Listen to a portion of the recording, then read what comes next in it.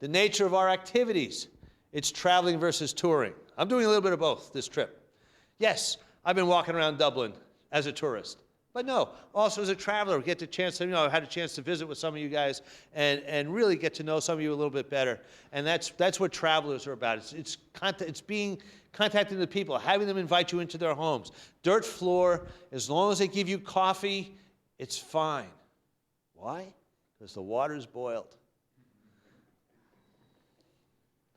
Lemonade, sketchy. Ask for a cup of coffee. No question about that. No, but people have nothing. Want you to come into their homes. I mean, what a great feeling for that to just to be welcomed. Because that's the way they say thank you to us. That's the way they say thank you for what we're trying to do in this society. Yes, ma'am. What you didn't talk about in terms of fun is actually the impact of humility. Because when you go out to help somebody else, you get more from understanding the issues and being grateful and gratitude, and that's huge, I think. Yes, I think that's a great point about the humility of what you get out of it. I am about even after 34 years. I think we've given a lot, but I've also gotten back a lot. The first year I came back, I know I got more out of the project than the Dominicans did. But that's part of the reason we do this as well, is because of what we can be as altruistic as you want, but if you're not getting something out of it on some level, you're not going to do it. I mean, human nature is not built, so we're getting something out of it, and that you're absolutely right. But it is humbling because we get so wrapped up in our stuff, but then we go someplace else. And I know yesterday somebody I can't remember who it was talking about, how happy people are welcoming, how happy some of these, yeah. We go, what's wrong with me? Kind of thing. And so it's humbling. There's no question. It's a very humbling experience. And what's also humbling is to be able to bring people along with you for the ride. We bring students all the time. That was one of the things I didn't hear much about yesterday, is how do you get young people, how do you get students involved in these kinds of projects? And we've been taking students, since 1983 on our projects. I won't go without students. I always want. And if I don't have students of my own, I'll go find them somewhere else. And so, those are the kinds of things that it is humbling on many, many levels. And having a lasting impact on the community. We talked about that as well. However that is, you build clinics, or you're doing you've got how many projects you have in Portugal? 50? How many? 16 projects. So you're making a positive impact on the community, both at home, but then also in the countries that you guys, how many, 4? Yeah, in 4 countries overseas. The other thing that's critical, and I think all you guys know this, these have to be we projects, not us and them projects. And that you engage the locals in any project, and that's the key to sustainability. It has to be their project. They have to have an invested part of the project. And in ours, the Dominicans are as important as we are. We can't do it without them. They can't do it without us. That's the perfect project, as far as I'm concerned. Eventually, you want to pass it on to them. But in some cases, you can't completely, just because of resources and numbers. Just having sheer numbers, that you can't do that. But that's something to really, they need to feel like, yeah, this is our project. It's not just Frank's project. It's our project. And that's the way that we have to do that. And that's where we have great effect on communities. For those of us, and this is more geared towards Americans certainly, but leave some of who you are at home. And you know what to leave at home. First year I didn't know what to leave at home. I got better at it as I went. Leave your ego, your impatience. You know what to leave in the airport parking lot. It'll be there when you come back. It'll still be there, don't worry. Don't worry, it'll be there waiting for you. As soon as you open the car door, it comes right back. It comes right back into you. But the thing is, just leave it at home. You won't miss it too much. And remember that for many people, it's not their first rodeo. Just because it may be your first rodeo. Just like I said yesterday, first time, I'm not kidding, George Gillespie hung up on me.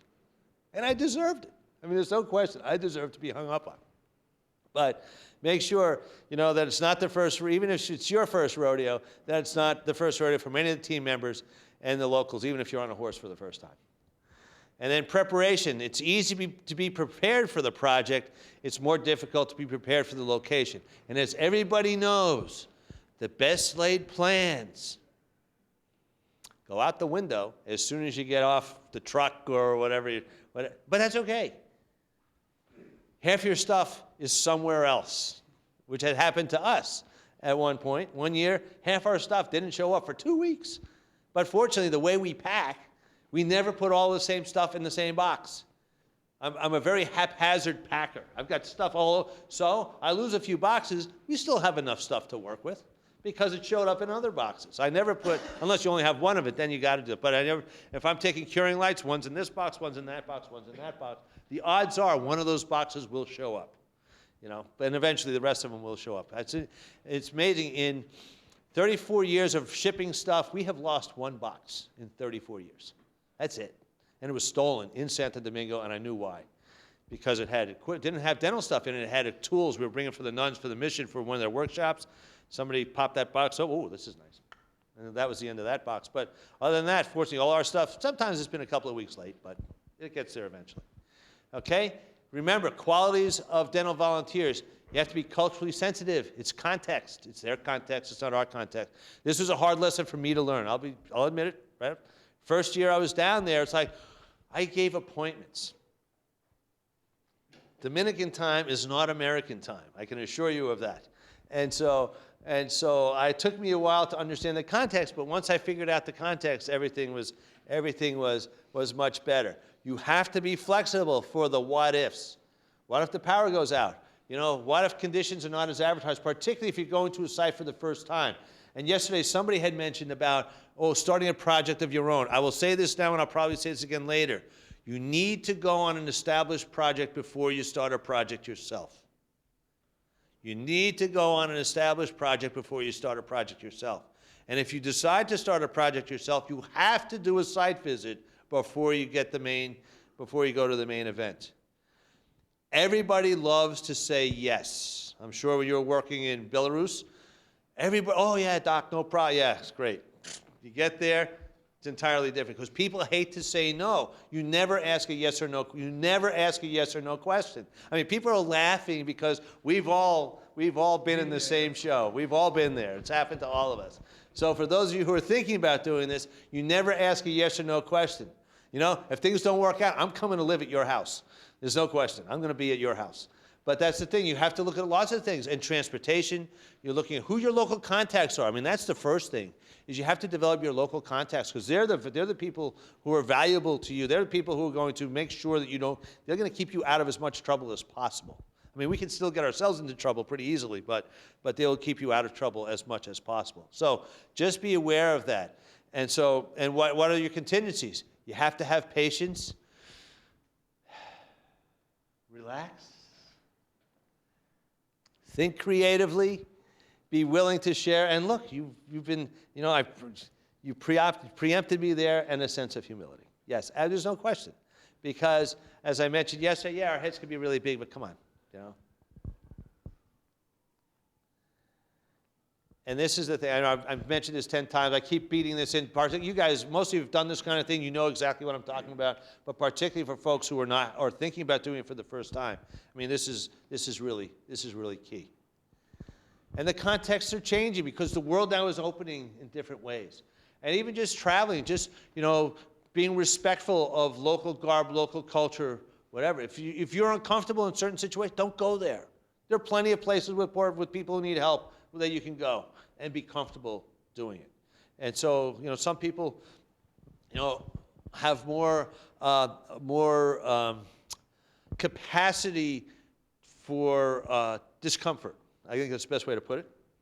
Other people have less. And so you decide where it is you will best fit in. And this is true. This comes from the Health Volunteers Overseas Volunteering Effectively document.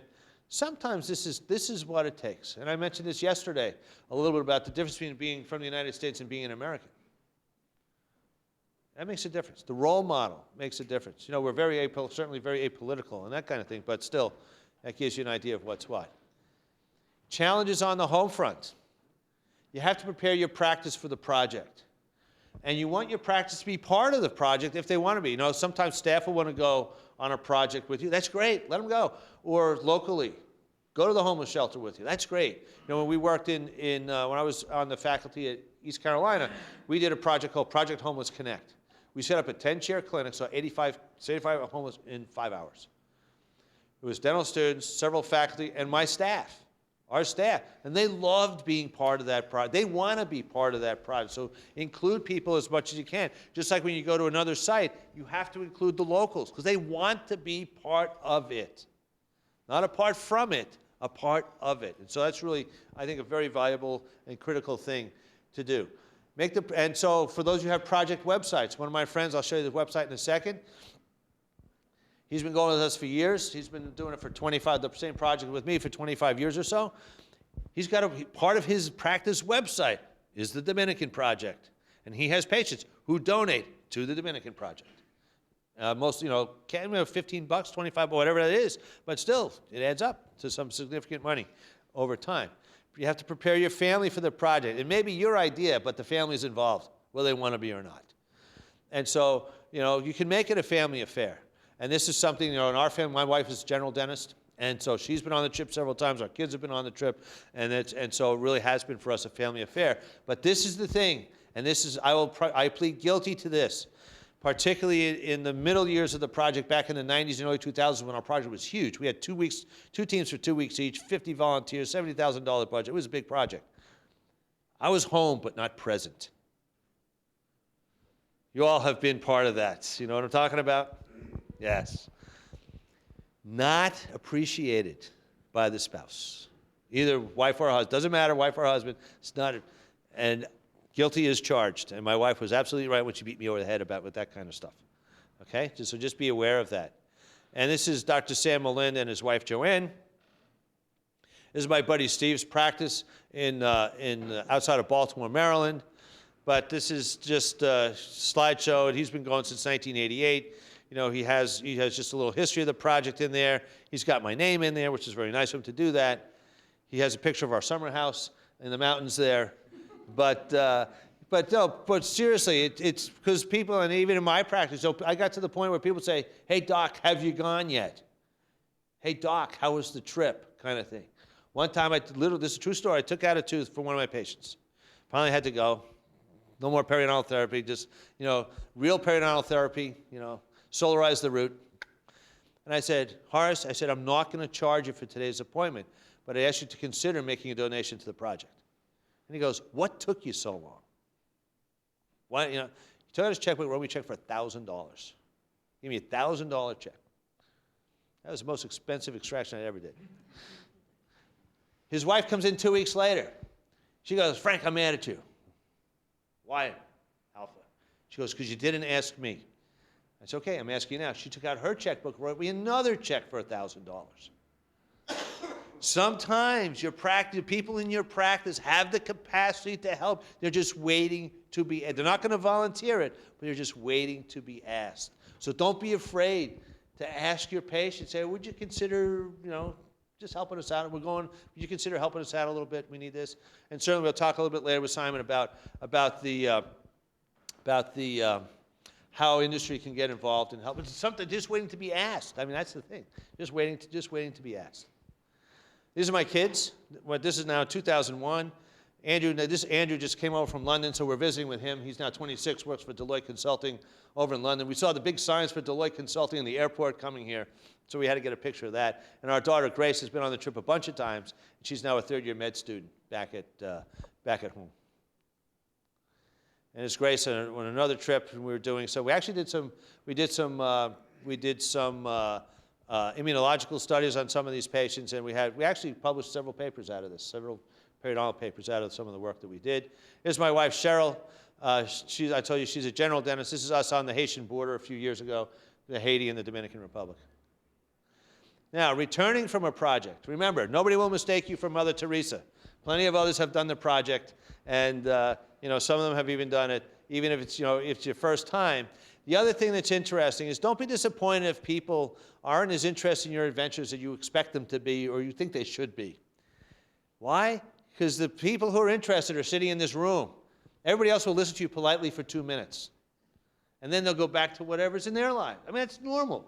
So don't feel bad if you plan on, it's like dragging out the old days. It's like dragging out the slide projector. Forget about it. Just don't do it. Okay? Similarly, we feed on each other. And the other people, they're interested. They don't love you any less. but they don't have the context. Again, talking about context. So you want to just if you want to spend about hours talking about, just call your buddies who've been on the trip with you. Okay? All right, and take advantage of what's going on. 6 o'clock in the morning, Sunday morning, out in Handovalle, which is right by the Haitian border. This is the Haitian market that comes into the Dominican Republic. There's no border control really out in this area. Gosh, this is great. You get up, you go out, you just mingle. You take pictures, you talk to the people, you laugh, you buy a few things, you have a good time. So take advantage of whatever it is, whatever your local context is. It's not all about the work. I tell the students particularly who go, if you think this is just about dentistry, you've missed 90% of the project. It's about all kinds of, yes, the dentistry is important, no question about that, but you got to do the other stuff as well. Cross-cultural issues. This is important because, again, we tend to do things a certain way, but there may be another way to do things. And particularly, if you're going into non-Western cultures, it's very, very different. And so, that's where having a good host, that's where having a host who knows how to be a host is helpful, because they will help teach you and educate you. Say, just watch what I do. Just pay attention. Just watch what's going on. And it really makes a big difference, because I have stepped in it on more than one occasion. And this goes back to my first year, and some of you you will remember this perhaps from the first time you've done these things. First time you go to a place is like, holy smokes, we can actually do this. It actually works. But then I went through the initial euphoria, then the irritation and hostility at the situation and the conditions. Like, why didn't they show up at 2 o'clock when I told them to? Because their sense of time is different than mine, but I didn't know that. And so this is the thing. So, I got kind of that ugly American kind of thing, but I got over it pretty quickly. But the other thing is, you've got to be careful about not getting tired. This is particularly true if you are leading a group. You have to be careful about not getting your group tired, because people, particularly who've gone the first time, just like you talk about, the line could be endless, but you have to stop somewhere. Why? Because you have to answer the bell tomorrow. First timers don't understand. Well, it's time to go. We'll be back tomorrow. It's time to go. Third year of the project, we lived right by where we worked. That was 1 year we did not travel around. We worked till 10 o'clock at night, almost every night. It was not a good thing, because bad things happen when you get tired. Roots and sinuses, cracked roots, bleeding, stab yourself with an infected instrument. All kinds of bad things happen when you're tired. So make sure that, not just for yourself, but if you're leading a group, you're responsible for the whole group. You've got to keep your finger on the pulse of the group to make sure that and you can't be afraid to assert yourself as the boss. Because there's only one boss. There's only one jefe. I'm the jefe, and everybody understands that. Even though the students call me by my first name, because I also think we're all part of the same team, but we all know when there's an issue who they're coming to see. And that's fine. And so be aware of that. So that was literally, I went through this in 3 weeks. Third week was gradual adjustment and comfort with the local situation. Now, it's my second home, and I just plug myself in, and it's not a problem. And so you have to have adaptation or biculturalism after coming to an understanding of the situation on the local terms, not on our terms. And this is a key thing. So you have to know something about the culture that you're entering. In our case, the ugly American persona. Now, are any of you guys familiar with Bafa Bafa? Do you know what that is? Bafa Bafa, for those of you, and I know Europeans are culturally different than Americans just because you cross borders, and now with the EU you can go all over the place, and you've got the Italians and the Irish and the English and the Germans and everybody else. But in America, you guys have been to the United States, yeah, we talk differently in different parts of the States, but it's more or less a similar culture all the way across. So what we do, Bafa Bafa, is a game where we take the group. This half goes in the other room, this half stays here. I'm not going to give you the secrets, but what happens is, in the other room, you guys are given certain cultural characteristics. You're given a language and certain cultural characteristics. So you guys are over there. You guys are over here. You guys are given an entirely different set of cultural characteristics. and you don't know about the other guys. But what you have to do is then you go visit the other group. And you have to try to figure out what's going on in the other culture. And for those of us who participated and are basically moderating the game, it's very entertaining. Because sometimes, because remember, you're taking your personality, and some of you are incredibly OCD and anal retentive. And so you're told you have to do a certain thing, and you want that thing to happen, but the other guy has been told something entirely different, and he's frustrating the heck out of you. And so it's really interesting how this works. We do this at the ADA meeting from time to time. We run a symposium where we run this at night. One guy, after about a half hour, just stormed out and goes, I'm not going to put up with this crap. And we said, perfect. Why? Because we identified him as somebody who probably should not be involved in these kinds of projects. If you can't manage bafa, you definitely are going to have a very difficult time. But that's okay. This is not, as you guys know, this is not for everybody. This kind of stuff is not, but so that's an interesting thing. I happen to like Lonely Planet guidebooks because they give you some cultural hints more so than I'll say the more commercial guidebooks do. And so, and again, I don't have any investment in Lonely Planet except for the books that I bought that are on my shelf. But, whatever you guys use, it doesn't matter. But people have to be a little bit, you have to understand something of the cultural context that you're getting into. You can't take people with you who can't eat the food. Don't forget that. If you have vegetarians, you got to make sure that you can manage, that vegetarians can manage where you're going to be. And those, so there are a lot of things that you just deal with from a cultural perspective. And this Lonely Planet, I'll go through that. And they're here just some of the faux pas. Again, this is more oriented towards the American audience. But where can you get I don't know if there is a cup of American coffee. Last I checked, there aren't coffee beans grown anywhere in the United States. This is something that newbies many times are guilty of. No, things are the same as they are at home. Even coming to Dublin. Dublin's very different than where I live in Greenville, North Carolina. But that's fine. That's why I'm here. I'm here to find out what Dublin's like. If I wanted to just be in Greenville, I would have stayed across the pond. And assuming that you understand why things are different, I think that's a little bit of hubris there. Because we don't understand, because we don't live in that context necessarily. We understand some of it. But also you have to understand how to develop relationships. And here in the ICD, the nice thing is internationally, we're all part of the same group. But we still have to develop relationships with each other. So that's something to do. Sometimes we can be too informal, or sometimes we can come on too fast or too slow down. And that's one of the things I'm guilty of. I tend to be a little high-strung, I'm a little New Yorker. You can't get rid of that, from my personality.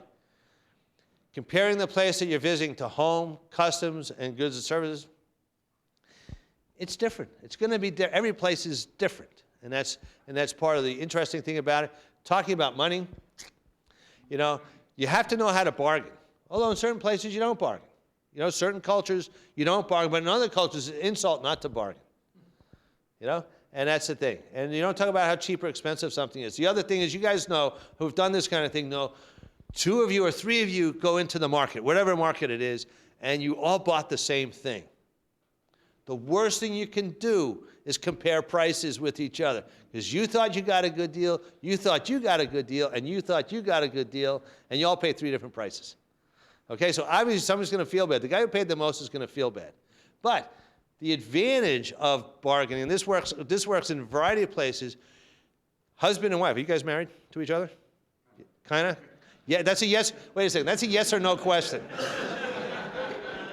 That's a yes or no question. You lived, okay, so kind of, so it is, okay. So no but. Okay, but you can play this game then. But you two can play this game. And actually you can play with anybody. You play the husband and wife thing with the bargaining, and the wife's, oh no, I'm not going to pay that. And you run off, you walk off. My wife's, but of course, then the price comes down again, and then you guys start fighting about it, and the price comes down some more. And then eventually you get the price you want. So you can play the game. By the way, I wasn't trying to get into your personal business, but I just misinterpreting body language, standing too close or too far away, smiling or not smiling. You know that if you're in the United States, you can chase somebody around the room just by getting a little closer to them, and they back up, and you just get a little closer to them, and they back. I mean, you can chase them all around the room, okay? And so making eye contact or not, doing improper things with your feet, okay? That's okay here, but yeah, because you never show the soles of your feet in certain countries, never. Why? Because what have you been stepping in? Camel dung, okay? I'm serious. And so that's an insult to show the body, not you particularly. There's no camels in Dublin, at least as far as I can tell. But the point is you have to be aware of these things, because you can do something that you think is perfectly normal. In the United States, you do this. You do this in Brazil. It's entirely different. Entirely different. Yeah, exactly. So, but that's the kind of thing you've got to be aware of. Doing improper things with your hands, holding hands, not holding hands, using your left hand inappropriately. Those of you who understand the whole business of the left hand, I'm not going to explain it. Making inappropriate signs, just like I just mentioned. One thing, oh, that's okay in the United States. That's not what it means in Brazil, okay? Wearing inappropriate attire, being too sloppy or too informally, being dressed immodestly. Pay attention. And this, again, is an American cultural thing. People in many other countries think all American women are loose. Why? Because they watch American TV. I mean, that's their vision of America. And what happens on America? You never see anything happen. But still, it always, the insinuations that, boom, something's happening all the time. So just be aware of those kinds of things, or trying to go native. Just be who you are. Using names incorrectly. If people have titles, use them. Not have business cards. And this, I'm not particularly good at this, but in many cultures, that's the ceremony of meeting includes exchanging business cards, and that's something you have to make sure you've got them. Yeah. However, and it's a certain way of doing it. Yes, exactly. So the other thing is neglecting to follow appropriate dining and etiquette. No thanks, I'm on a diet. Who cares? Nobody cares. Just try it. It's not going to kill you. Just try it. Showing displeasure? No, just put it aside. Take a little bit, put it aside. That's okay. Okay? And just being prepared. The lights would go out all the time in the Dominican. Not so bad now, but out by the west. So make sure you have the hurricane lamps in at night. Our guys would play, I think they're playing Scrabble or something. I'm not sure exactly what game they were playing, but our guys play, lots of games. So let's get into types of projects. By the way, I'm going straight through. If you guys need a break, there's bathrooms right down the stairs. If you go out here, right down the stairs. If you need the restrooms, they're right down there. I'm just going to go straight through till around 12 or so, if that's okay. All right? And then you guys can go, I think, what's the convocation this afternoon? 1 o'clock? Is that right? Or later? It's for the new inductees, they have to be leaving the Shelbourne at 2, and accompanying guests. Okay, so we'll be at it. We'll be out of here about 12 or so people can get lunch and then be ready to get set for the convocation. Okay? So, types of projects, you've got service projects and teaching and collaborative projects, or combinations of the two. This is the key. Go. Thank you for coming. Sure. Give a person, feed them. Give a person the fish, you feed them, teach them to fish, and they take care of themselves. And that's... You've obviously never seen me fishing. Teach them a fish and waste his whole life. Yeah, I'm one of those guys. I've had a terrible year of fishing myself, but that's okay. I don't call it fishing anymore. I tell people I'm taking the boat out. And then if a fish happens to be stupid enough to jump into the boat, that's okay. Well, I started asking, are you sure you go fishing? Yes. All right, they call the newspapers when I catch something. Okay, let's talk about sustainable projects. What can we accomplish? Direct provision of care, teaching, making new friends, breaking down barriers in both directions, of course, and having a good time. So I'll just spend a couple of minutes talking about our project. I've alluded to it a couple of times, but just give you an idea of what started out. Literally, I had no idea what I was doing when I started. And then, as I said yesterday, I firmly believe in the unseen hand. I believe in divine providence, but I also believe that the good Lord helps those who help themselves. And so, we've been very fortunate over the years to be able to do this. And it's also gotten me involved in all kinds of other things with the ADA and other groups as well. So, meeting the needs of the community. In our case, we had to be mobile. We had to get away from town. Why? Because that's where the dentists were.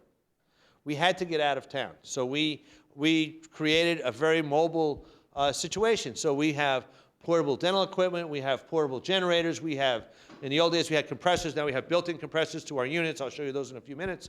So we had to deal with that kind because we could not work in town. And the few times we have worked in town, most of the people who came to see us had a mouthful of restorations. So we know we're looking at somebody else's patient. Bad, that's bad. So now we work out where there's no, these folks have no possibilities. So we do preventive, restorative, surgical, and prosthetic services. The local dentists actually work with us.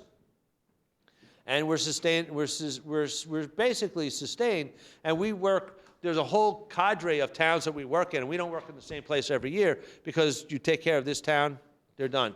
Then you go and work you want. And the one thing that is apparent to all of us is that there are always more people to take care of, and there are always younger people. In a lot of places, there are always lots of young people. You know, now, who has the project in Saigon? Or Ho Chi Minh City. I guess it was Dr. Morris. You know, half or more, probably more now, 70% of the people now in Ho Chi Minh City were not alive during the Vietnam War. That's 30 years, 40 years now. So, you know, it's still a lot of change. And just speaking about context from an American perspective, because I did some volunteer work in Ho Chi Minh City. Was it, from an American perspective, the fall of Saigon? The Vietnamese think it was the liberation of Ho Chi Minh City. You know, it's a whole different perspective depending on where you are. So you have to be aware of those kinds of things. So we take a masseuse with us and a chiropractor because you know, after a while you have to be fit to do some of these projects. That's one of the things as you recruit volunteers.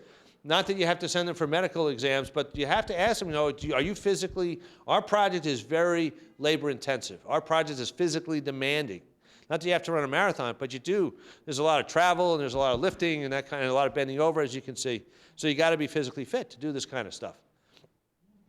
This is a few years ago, but we had our surgical suite, our pros lab in the back, and this is before we had our own portable dental chairs. We just used what we could.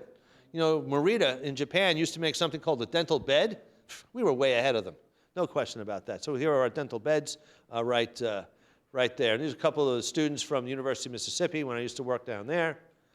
Now, one of our Dominican dentists, one of the guys we helped go to dental school, Franklin, who continues to work with us now. This picture is probably 15, 20 years old. He, again, was working with us this past summer while we were there. My friend, this is one of my Dominican dental children. Ramon Tejeta, I've known him since he was 7. He started out holding flashlights. We helped him go to dental school. Somebody asked yesterday, well, how do you get somebody to go to dental school? You know, the thing is, they got themselves, we got them interested, not by anything direct, but just the fact that they were with us. Then we helped them go to school, because in the Dominican Republic, at least, they pay tuition, and the students have to buy the materials to treat the patients.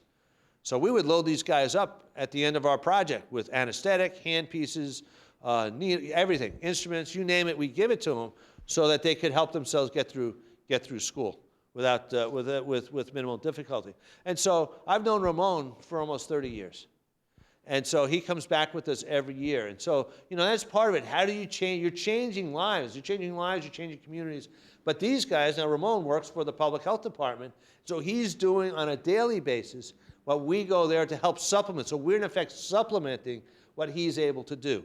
And a couple other guys we work with, who also work with the Salud Pública Public Health, we're supplementing what they're doing. And that's basically what these projects turn out to be. You hope that they're supplemental projects. Sometimes they can't be, but that's what you hope that they are.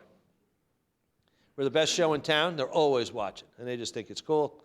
Now, this is my wife. My wife and I were in Hondo Valle, which is right by the Haitian border. And this is Sister Jane. You can tell she's Dominican. I mean, she's a Dominican nun, but she's a nice Irish lady, Jane O'Reilly, from Long Island. And she was a nun. She had been in the Dominican Republic for 30-some-odd years and just recently retired back to Long Island. But this was our team. A couple of dental students, my wife, me, Sister Jane, and our Dominican team. And this is the thing. People love recognition. We give T-shirts out to everybody. At $7 a pop, the T-shirts are well worth the goodwill we generate with our T-shirts. And we'll give T-shirts. If Shine gives us we're going to give Shine a couple of T-shirts. You guys will get some T-shirts, no question about it. And they love certificates. So certificates, and I use my flourishing signature, not just my regular signature, but, but what? It makes them feel like they're part of the project. It makes them feel like we're all doing this together. And that's, God bless you. And that's a key thing to this whole thing. So over 34 years, we've done a little bit. I started, first year I went, I saw 250 people. I had no idea, one, I'd still be doing this after 30 some odd years, or number two, the impact that we've had. And I think a couple of things, the supporting the Dominicans to become dentists, all the American volunteers who we've opened up, who've gone off and done projects of their own, and then we've just, coincidentally gotten some nice recognition along the way. You recognize the tall guy? I'm the other guy. This is now, gosh, this is a long time ago. This is 1991 now, so this is a long time ago. So, but we had a lovely day. My wife and I got to have lunch with the president. It was just a delightful afternoon. And then the second one, the Points of Light, just was the certificate that we got in the mail. This is the key. I had no idea about this. Los olvidados means the forgotten ones.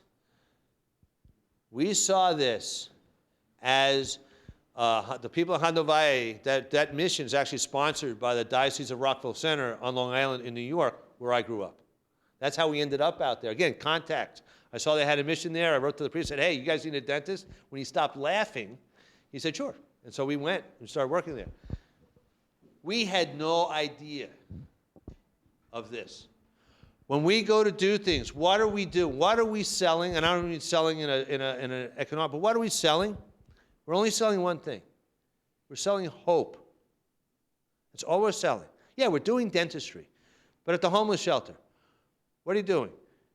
You're selling hope. Why? Because you are touching somebody and making them feel important, that you're paying attention to them. The rest of their life would be a train wreck.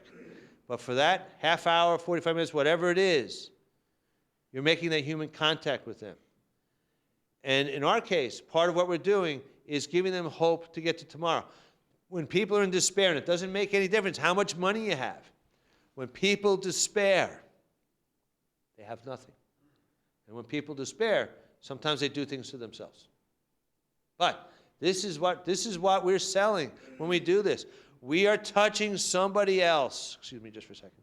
We are touching somebody else in a healing way.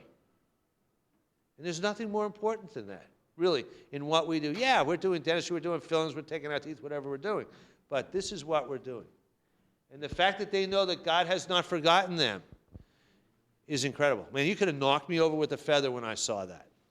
Because I had no idea. I thought we were just going to do dentistry. But that's the thing, and that's where the power of these projects comes into place. I'm sorry, what? And because you're going back. Yeah, and of course we're going back. Yeah, because the dentists come back every year. That God has not forgotten. We went back there for 26 consecutive years, or more. Can't remember. Okay, let me talk a little about training education projects. There's a group in the U.S. called Health Volunteers Overseas, and I don't know in Europe if there's a similar organization over here. Okay.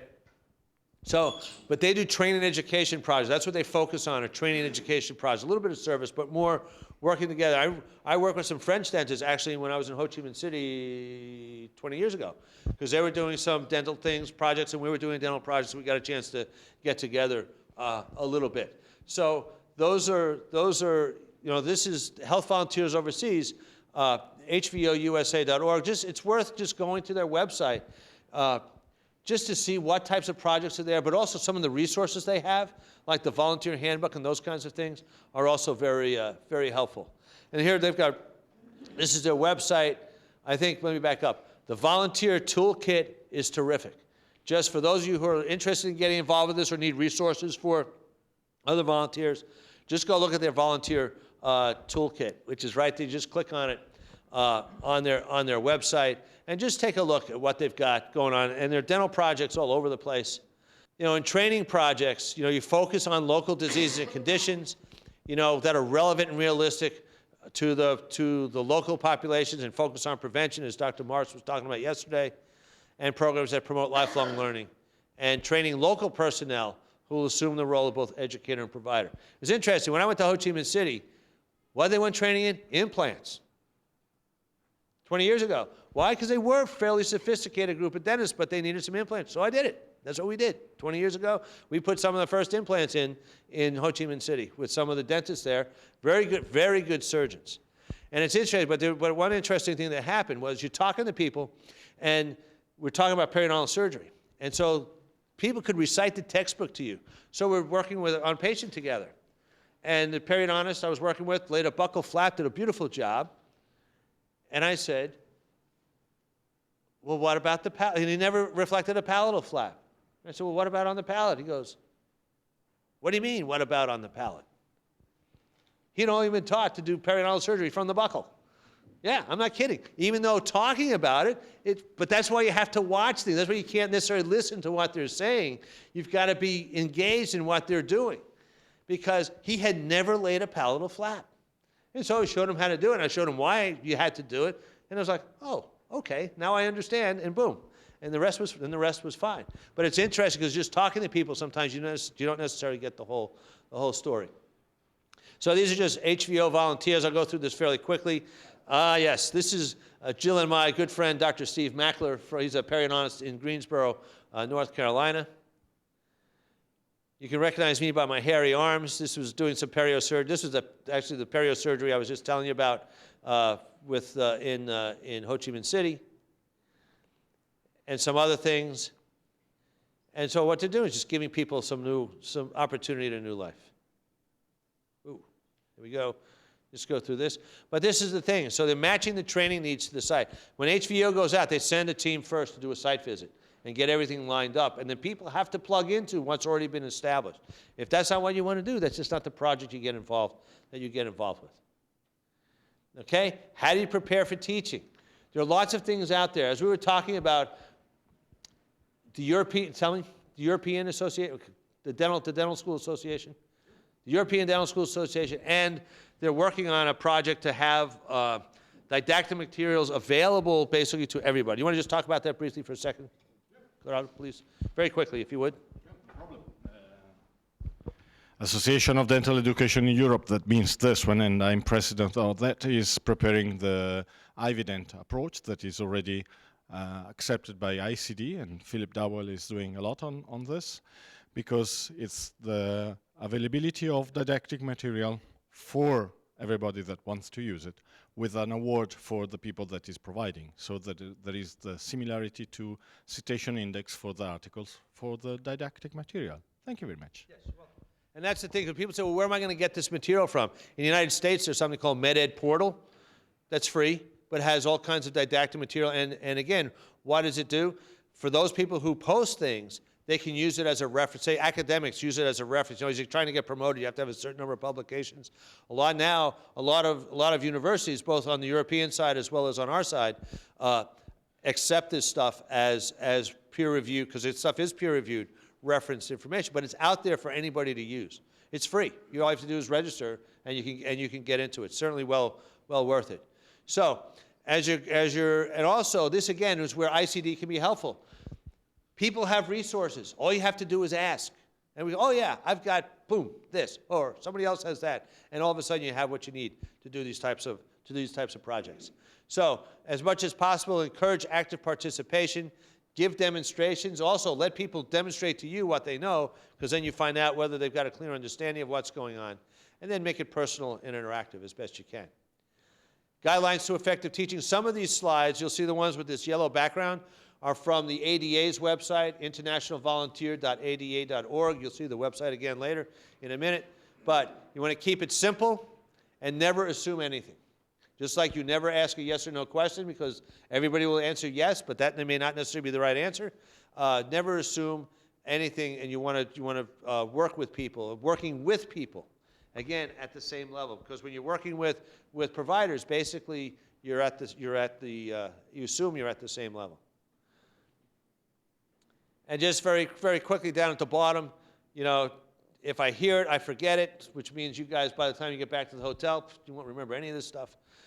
If I see it, you remember it, and if you do it, you know it, and if you discover it, you own it. I mean, that's just the paradigm of discovery of knowledge.